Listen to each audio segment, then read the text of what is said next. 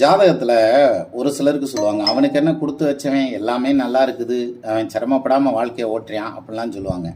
சிலர் கஷ்டப்படுறதுக்கே வாழ்கிறான் அப்படிங்கிற மாதிரியான பேச்சில் பேசுவாங்க.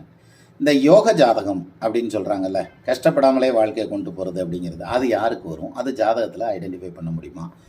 தாராளமாக பண்ணலாம். அதாவது எப்படின்னா, லக்னாதிபதி 4ஆம் இடத்ததிபதி இவங்க 2 பேரும் ஒன்று சேர்ந்துருந்தா அந்த ஜாதகம் நிச்சயமாக யோக ஜாதகம் தான். ஏதோ ஒரு சந்தர்ப்பத்தில் லைஃப்பில் அவங்க ஜெயிச்சே ஆகணும். 4ஆம் இடத்ததிபதியும் 1ஆம் இடத்ததிபதியும் ஒன்று சேர்ந்திருந்தால் அல்லது ஒருத்தருக்கு ஒருத்தர் பார்த்துருந்தா, இந்த 2 கிரகமும் 4ஆம் இடமும் 1ஆம் இடமும் ஒரே கிரகமாக வருதுன்னு வச்சுக்கோங்களேன். அப்போ அவங்க கேந்திரத்தில் இருக்கணும், அல்லது ஆட்சியாக இருக்கணும், அல்லது உச்சமாக இருக்கணும். வக்ரமாக இருக்கக்கூடாது. நீசமாக இருந்தால் வக்ரமாக இருக்கலாம்.